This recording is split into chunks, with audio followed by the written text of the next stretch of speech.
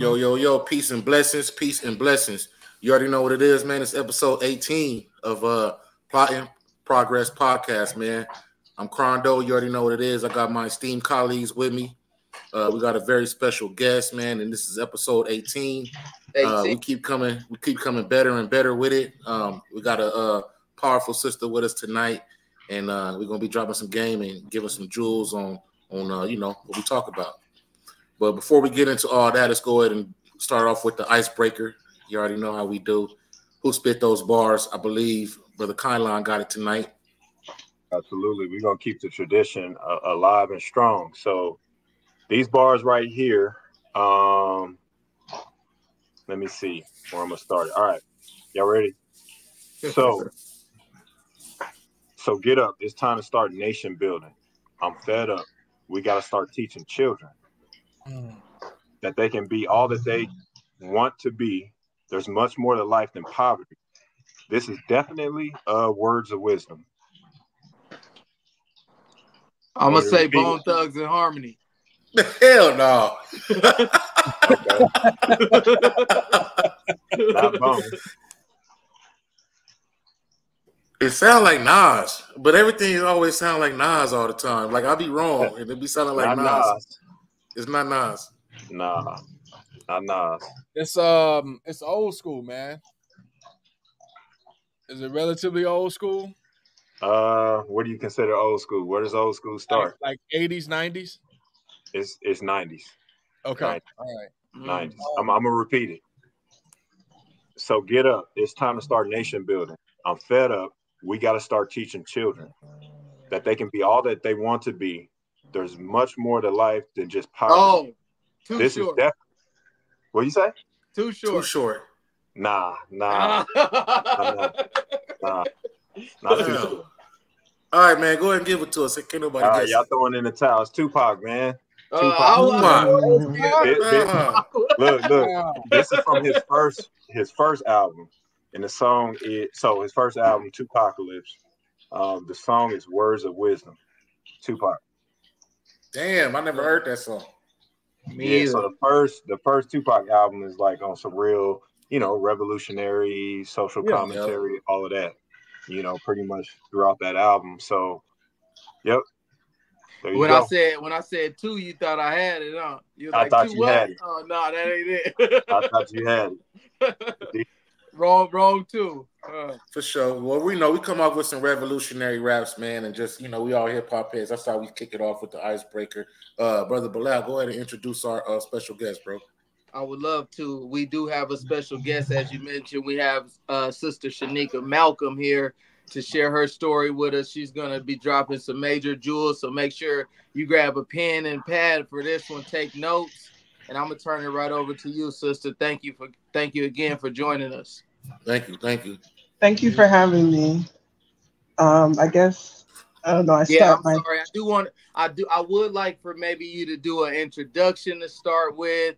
That's typically what we do. Kind of give those who are watching a little bit of background on who you are and how we got to this point.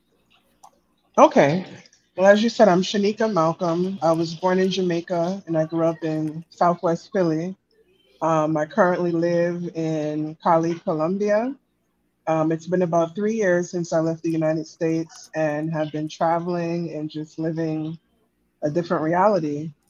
Prior to that, like I said, I grew up in Philadelphia, lived in several states, visiting communities and just following my heart of like living differently.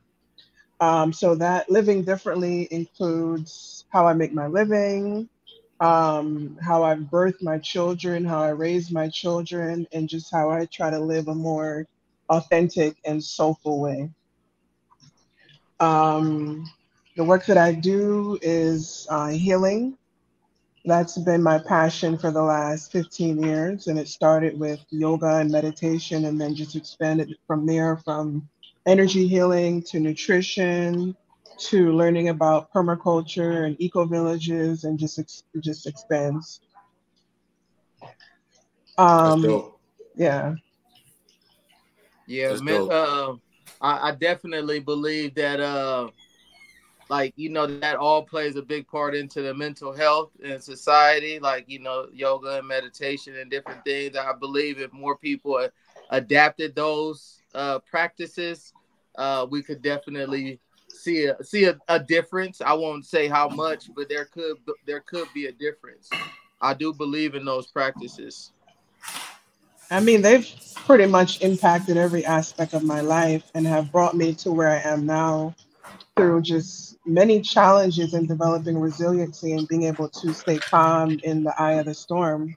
And for one instance, I was on the Naked and Afraid challenge and was the first woman of color to actually survive the 21 days in Mexico. Salute, Wow. salute, Thank salute, you. salute. I want to get into that, but I want to hold off into that later. Yeah. So Yeah. that challenge, it was all the things I did prior to that to prepare that got me through it. And a lot of that was mindset and meditation and yoga. 90% of all of what we experience is through the filter of our own mind and consciousness and through our nervous system. So if you're, constant stress, like most people are in the Western world, you see the degradation of our health, of our mental wellness, and all of the things that we're dealing with. And even today, I was like, just thinking to myself how, we're told that, Black people, people of color, have higher rates of diabetes and high blood pressure and all these things. But what they don't tell you is that stress is a big indicator that exacerbates all of the conditions in the body. So that's what I believe is the core um, determining factor to us being so sick is because we're under constant stress, which lowers the immune system, which lowers and impacts every, system of the body. Absolutely. Yes, and of course I know a lot of this is generational as well. It's so that's part of some of the things that we're accomplishing and tackling and facing head on as well, with going back and buying land as well. So we're also facing and recreating some of those generational traumas that we've had through this process as well. But I do want to see if we can make that connection with some of the things that you were talking about also. I mean, you're talking about real wealth and empowerment. When you look back in time, our real wealth is connected to land. It's called real estate.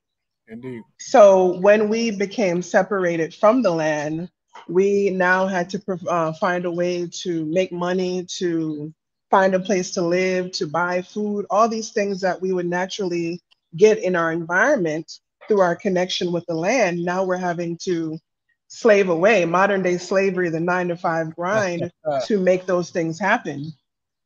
So I really believe in us getting back to the land and building our community, because that's the only way forward is together, and getting back to some of the more practices, reclaiming the practices that kept our ancestors up. Oh That's man. spot, that's spot That's on. awesome. Because, Yeah, I know, brother Nick. I know you heard that. yeah, you Go you ahead, heard go too ahead, much go ahead, go ahead, yourself. Nick. Modern day Go ahead, Nick. slave tag. Yeah, shameless plug for the Modern Day Slave podcast. But what I will say is that the sister's spot on because, just in me growing up on seeing my grandfather get out and farm and till the land, everything that he needed was right there. And like you said, we get in this concrete jungle and all of a sudden, everything is provided for us and we become docile. And like you said, it becomes a hamster on the wheel. You continue, it's a cycle, right? You continue to have to, earn those Federal Reserve notes or those that fiat currency that they got that's going on right now, which it really has no backing. They can float it at any way which they want to at any point in time. But that's what it creates. It creates that system where now you're depending on certain other entities to provide you with the things that are needed. For example, the grocery store.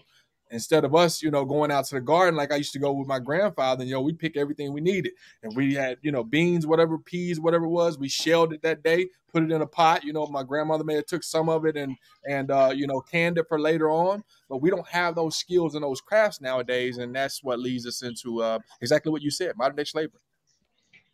And it's so deep. It's scientific because I've studied like soil health and our connection to the soil.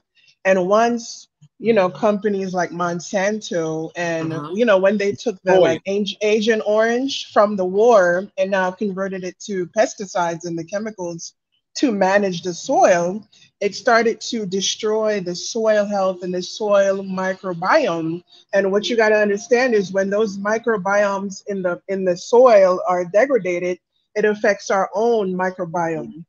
And Mm. it's linked to depression and all these modern day conditions that we have. So actually remineralizing and growing the soil it directly affects and impacts our physical health, our mental health. I would even say our spiritual health because that's our ancestral connection, the soil. yeah, yeah. Right. Absolutely. Wow. That's a lot. I wanna try Yeah, to I got a unpack couple that just a questions. little bit. You said Go what ahead, was go that ahead. though? Now, go ahead. No, I'll I wait. was just saying. So I know you mentioned you did some scientific research in regards to that as well. So, my family actually originates and from America. They're originating in Anniston, Alabama. So I'm sure maybe you've heard of Anniston through your research in Monsanto as well, because that's where they had one of their first plants at here. And the water and the soil was Family. contaminated. It was poison, and it still pretty much is to this day. And they admitted it a few years ago, and tried to pay the people out and so forth. But when you think about that, and when I go out there, it's one particular side of town as well, and that's the side of town that the blacks they used to call it the black side of Of town. course, of But it's course. odd that that's the most affected part of town though. So I definitely wanted to mention that because my family is and has been affected by that, and it's just it's too bad that we have to face some of these things, but I'm happy that we're here now and able to make some of these connections to enlighten each other so we know how to move forward. Yeah, she hip to the game. It's warfare. You know what I mean? Like they've been, Fiji. Chernobyl. They doing that shit to each other. You know what I'm saying? Like like it ain't nothing new. But I had a couple of questions about what sparked your ideology as far as wanting to like move out of the country. You say you stayed in a lot of states here stateside. What sparked the interest to want to go abroad? And then now you say you're in Colombia. Um, so what sparked that interest, and also what's the culture like there with the Afro Latinos, or is it a Pan African culture, or what has that been like? Well, I've always been a nomad at heart. Like I said, I traveled around the states looking for like community and like-minded people. And then what took me out of the country was actually my Naked and Afraid episode. And being in Mexico, I spent 3 weeks just traveling around and Yeah, having just an amazing experience. And the propaganda about third world exactly. countries and Mexico, and it's so dangerous. I experienced the total opposite, where Mm. I felt so safe that the safety I never felt in the United States, and even my children being able to walk around. And when we see the police, we're not fearing for our lives, but they're actually smiling and wanting to help you. So when I had that direct experience and just being able to like not work as much and still be able to have a good life here really impacted me. And just the culture, in Yeah, Mexico, in all of South America, there's just a more slow culture and people are more friendly. And then specifically where I was in Oaxaca in Mexico, and then I know how. I spent 5 months in the Pacific coast of Ecuador, and now I'm in Cali, Colombia, which is also close to the Pacific coast. And if you look into the history, there's a lot of our people here. There's Palenque, Indeed. which is the Yes. oldest free town. So we're Right here. outside Cartagena. Yes, and it's Yeah. beautiful to see and be walking around, and I see people that look like me, and they often think I'm from here because I'm black. So it's really really nice to have that experience and not be looked at, some type of way. That's dope. So when we go to Colombia, we already got the plug. Yeah, Indeed. y'all come through. And Pull I up. want to I want to plug an event that's coming up in August. It's the largest Afro-Colombian or Afro-Latino music festival that is happening here in Cali, Colombia, around August the 14th to the 19th. Okay. So that's a great time to come and really experience the culture and the vibrancy that is here. Nice, That's nice. awesome. If you could, Go ahead, Tylon. what's the name of the city again? Cali. Cali? How do you Yeah, spell that? like California, but Oh, Cali. okay, got it. Yeah. Like Cali, but they say Cali. Cali, Yeah. yeah. Got it. That's Like what I thought you were cauliflower. saying. Okay, cool. I want to circle back. You spoke about the importance of microbiome health, right? Yeah. It's Um, good. so considering, so I'm like really fascinated with the composition of nature and how you can observe certain instances where there's a reflection between what's presented in nature and what's significant in our own biology. Parallel. So, hmm The so microcosm and the macrocosm, absolutely, basically. yeah, that's what I'm trying to say. Exactly, spot on. So, considering that, can you speak to the significance of that when you're in a landscape such as Colombia, which is much more akin to our roots, Yeah. considering it's along, that tropical latitude and things of that Natural, nature. natural Um, food. and also, no coincidence, but correct me if I'm wrong, the largest population of African heritage, people Yeah. of an African lineage are in South America, right? Brazil to be Brazil, yep. specific. And I am aware that Colombia has a prevalent Black population They as do. well. But can you speak to the relationship between nature and our own biology? Because what I've noticed is that when you speak to people that have a more intimate connection with their native land, they actually know their landscape, they know the vegetation, and they know the utility of it. That's something that is so far and distant for a lot of us here in the United States. I think it's a fascinating point to emphasize. Can you speak to that a little bit? Definitely. We always talk about nature like it's something separate from us. We are nature. We refute out of it. We just forgot, and we've been brought into these artificial landscapes. So now there's that separation in our mind, like, okay, I need to go in nature, but we are nature, and that is reflected in our own health and the things that we do to the planet, how it comes back, and we have direct repercussions. So, with the importance of our connection to the land, I would say, yeah, definitely our ancestral and native lands, we evolve with the landscape, and we evolve with like watching the wisdom of nature. That was the primary teacher. So you knew if these birds came now that this fruit is in season, or whatever. Like you knew how to read the landscape. So coming back to these ancestral lands that we're more connected to, we can rekindle that connection and start connecting to the local plants and the foods. And there's like a local food movement because oftentimes whatever is in season is the best thing to be eating and it has the medicine for you. Right. So if you're in North America and okay, it's springtime and the nettles are coming up, you need to go for that because it's in season and nature just knows what to give you at that time. So by kind of rekindling those ancestral ways and connection, we can improve our health and our well-being.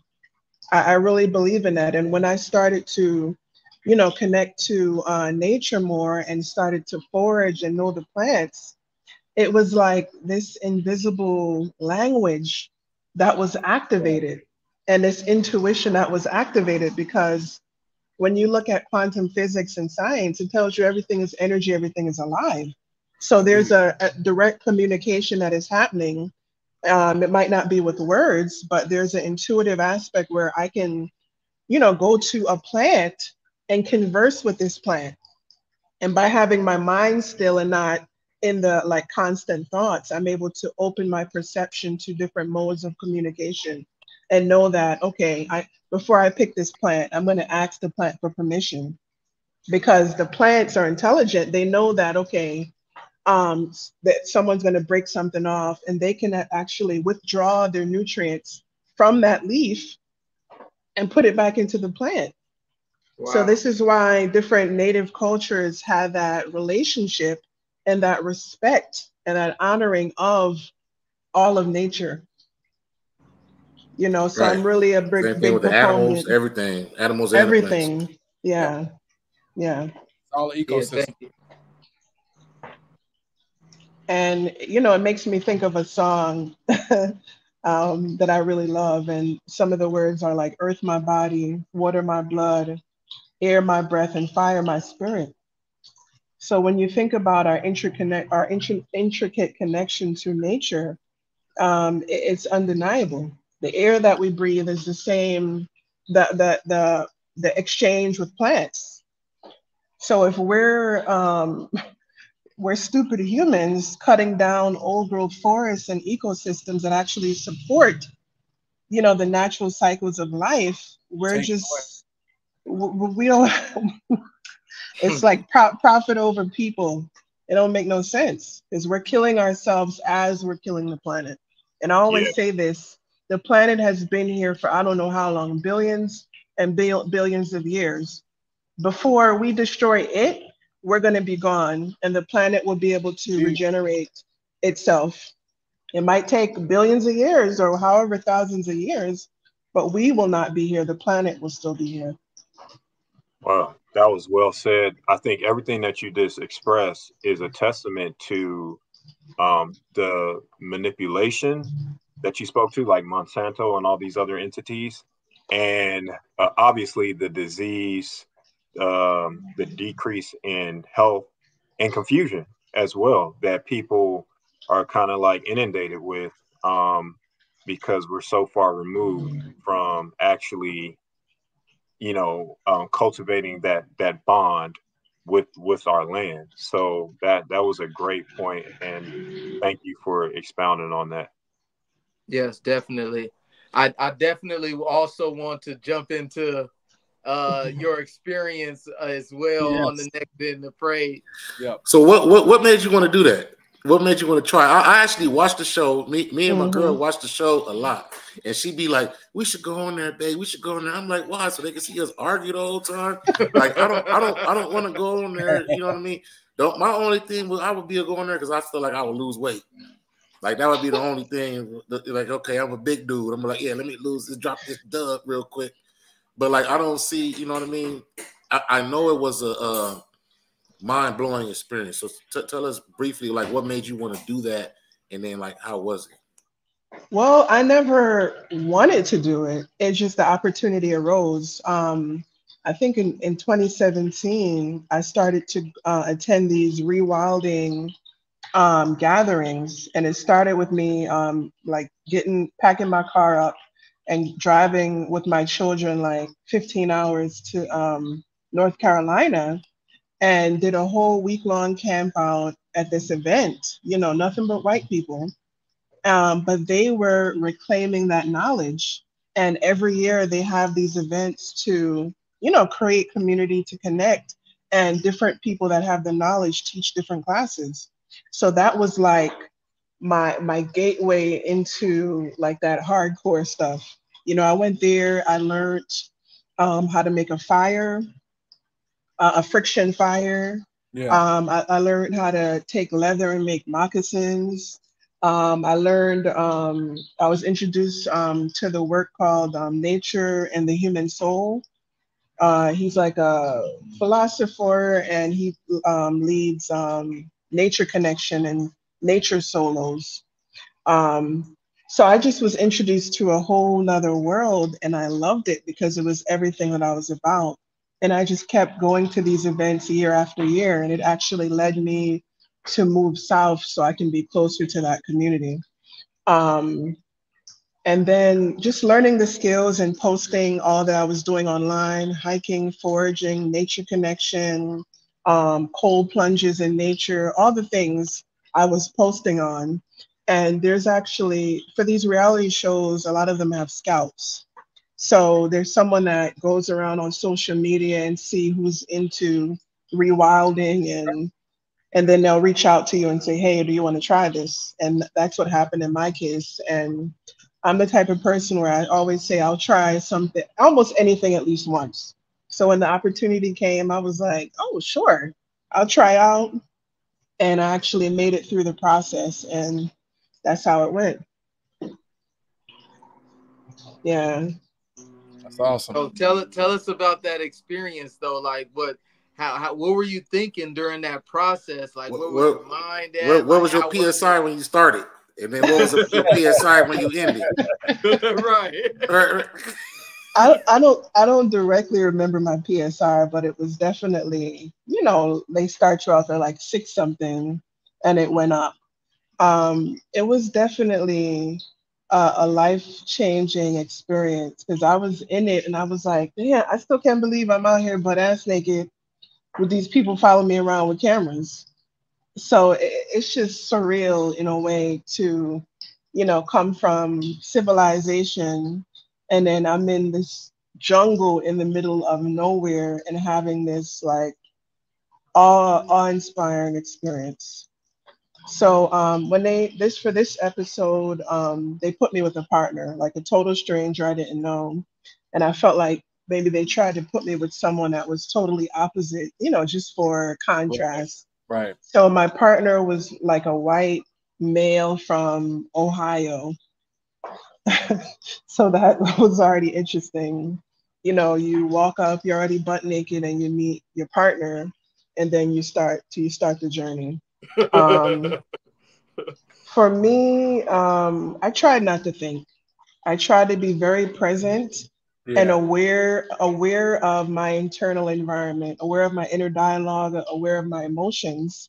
Because when you're in stressful situations, the mind can go negative and things can go south really fast. So through my practice of meditation and different practices, I was already, adept at this practice.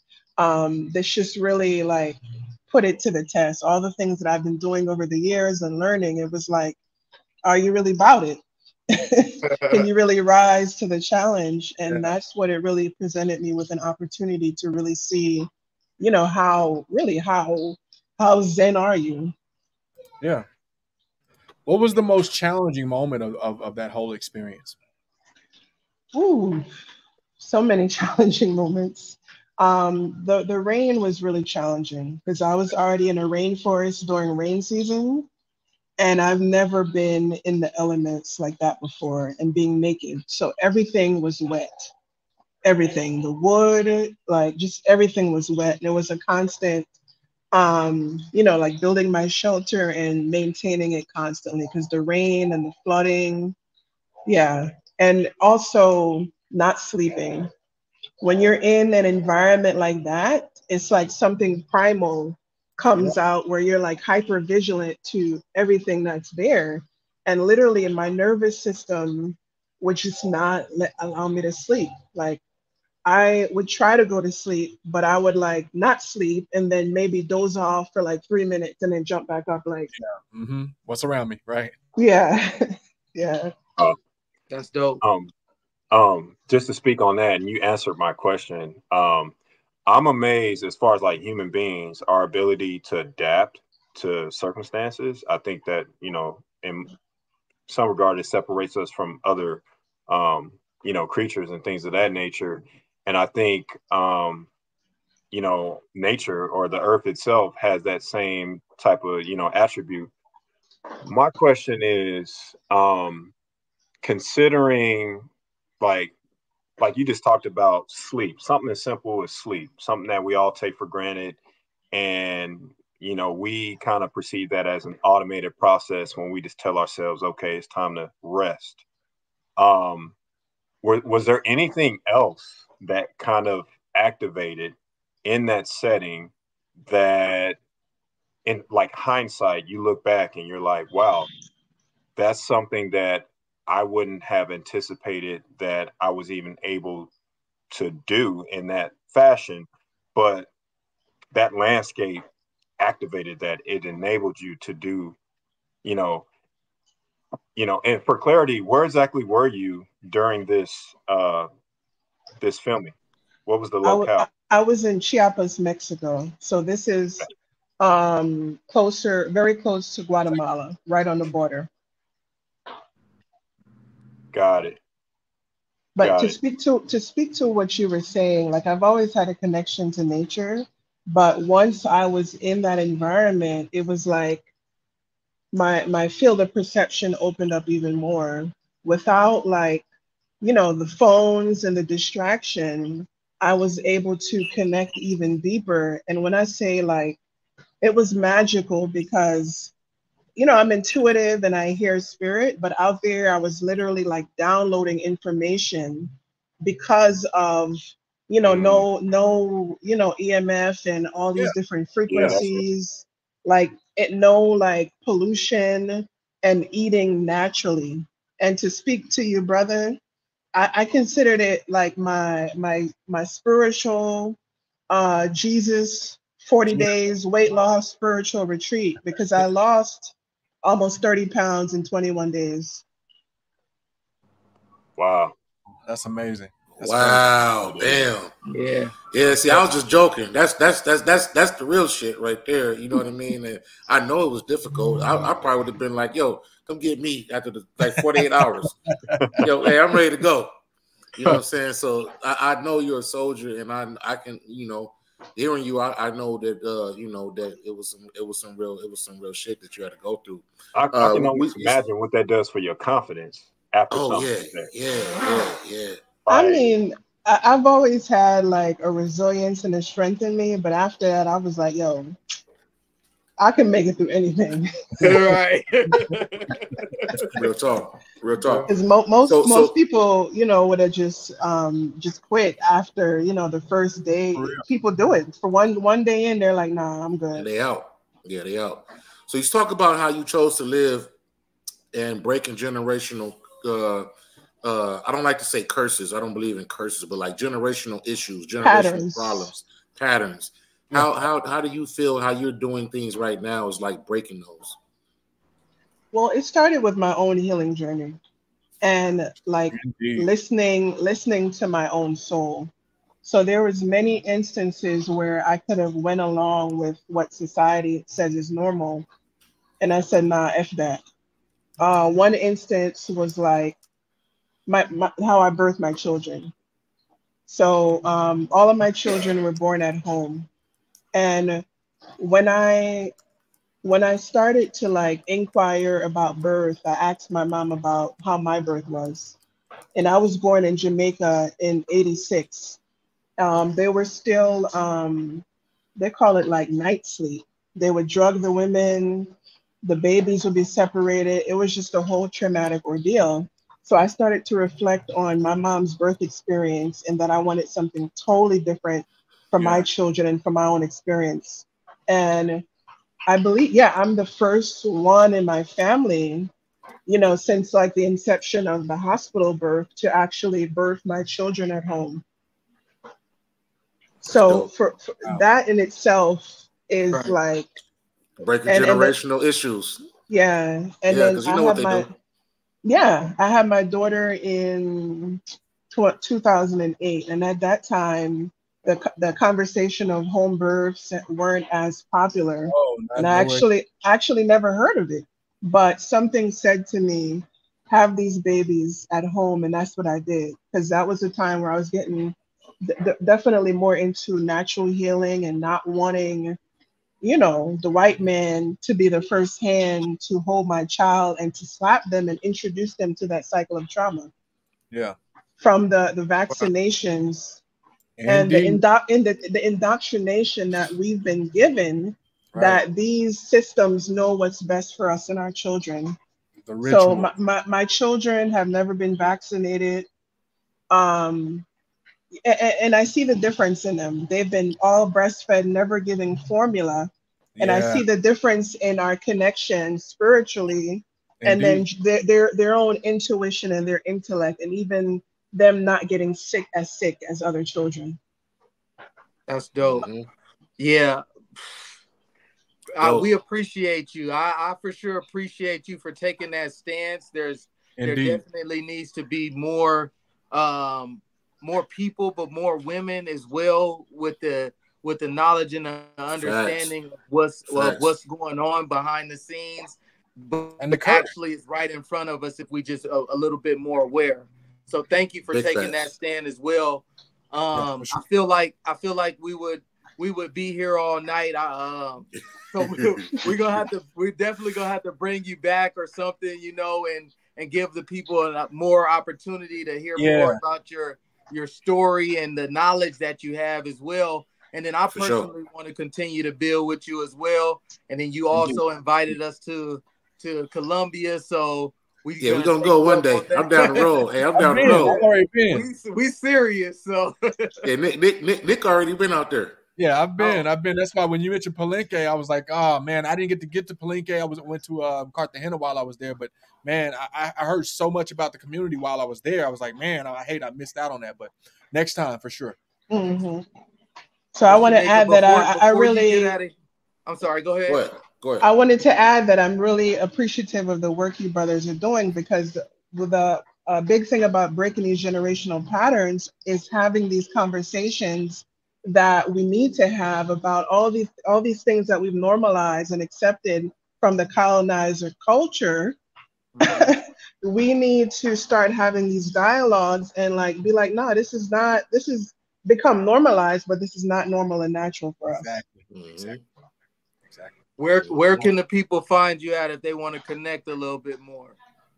I'm on Instagram at Moonchild Healing _ SM for Shanika Malcolm. How do you spell it? Moonchild Healing. Moonchild. That's your Instagram. Yeah. Moonchild Underscore Healing _ right? Underscore SM. Yes. SM.